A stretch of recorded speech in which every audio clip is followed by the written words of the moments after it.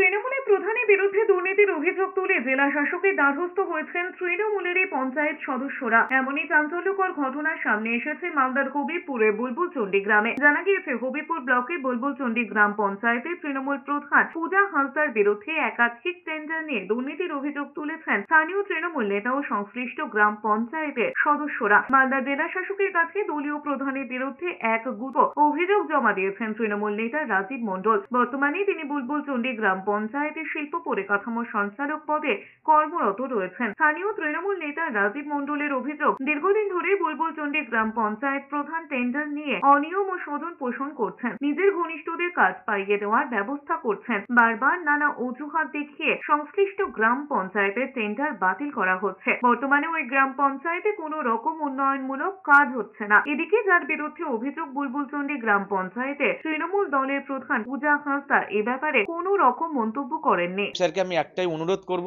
আমাদের বুলবুলচন্ডী জিপি একদম করাপশনে ভর্তি হয়ে গেছে। আপনারা স্পেশাল একটা কিছু ব্যবস্থা করুন, বিডিও সাহেবকে দিয়ে আপনারা যেভাবে পারুন। আমার জোর হাতে আমার অনুরোধ, বুলবুলচন্ডীর মানুষ খুব অসহায় হয়ে পড়ে আছে।